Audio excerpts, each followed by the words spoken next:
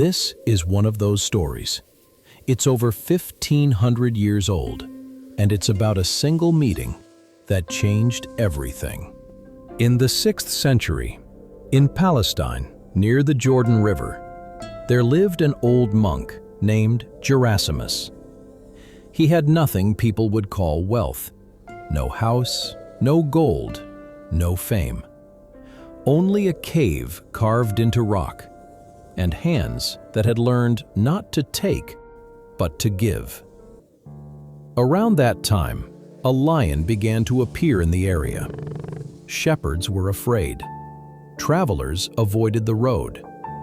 But one morning, Gerasimos went out to fetch water and found the lion lying across the path. It didn't roar. It lay there, exhausted, and stretched out its paw toward him. A huge thorn was stuck deep inside. The wound was infected. This was a creature that could kill with a single strike, yet it looked at him with pain and something like a plea. Gerasimos knelt down.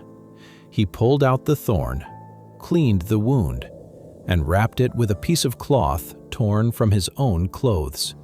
The lion didn't leave. It stayed near the cave.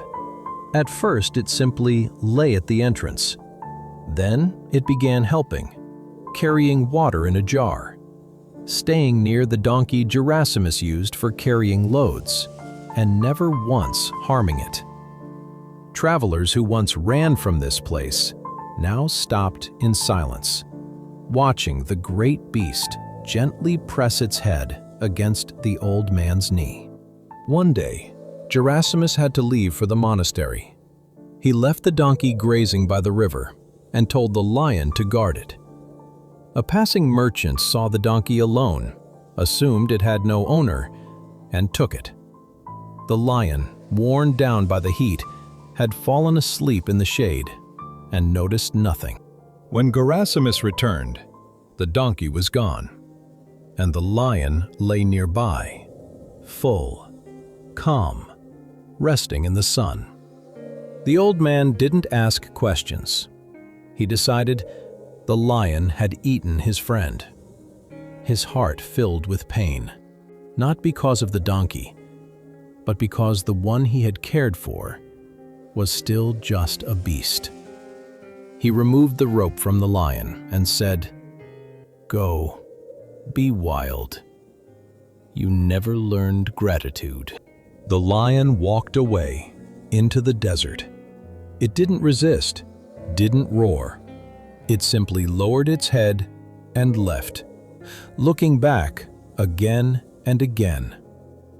A few days later, the merchant returned. He brought the donkey back and confessed that he had taken it. Gerasimos embraced the animal and then understood everything. He had judged too quickly. He had blamed the innocent and driven away the only creature that had truly been loyal to him. Without hesitation, he went into the desert. He found the lion lying on a rock, thin, exhausted, with eyes that no longer expected anything. Gerasimos fell to his knees. He embraced the lion's head and wept. He asked for forgiveness. And the lion, the same lion that had terrified everyone, lay down and placed its head on the old man's knees. It had forgiven him the very moment it walked away. From that day on, they were never separated again. Years passed.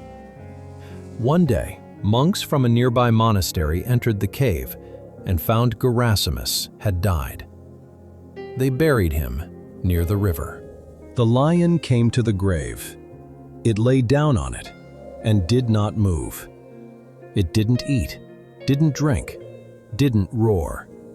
It simply rested its head on the mound of earth, waiting for the one who once pulled the thorn from its paw. On the third day, the lion closed its eyes and died. Not from hunger, from grief. The monks buried it beside the old man.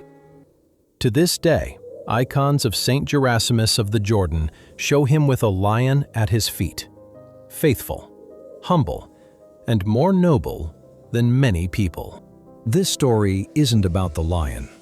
It's about us, about how easily we judge by what we see, how quickly we pass a sentence without knowing the truth, about how hard it is to ask for forgiveness, and how important it is to do it anyway. And about this, true loyalty doesn't need words, and true kindness doesn't ask who stands before you, a king of beasts or a stranger on the road. If this story touched something in you, leave a like.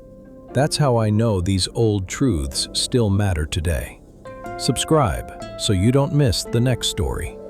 And tell me in the comments, have you ever judged someone too quickly and later realized you were wrong about them? I'm really curious.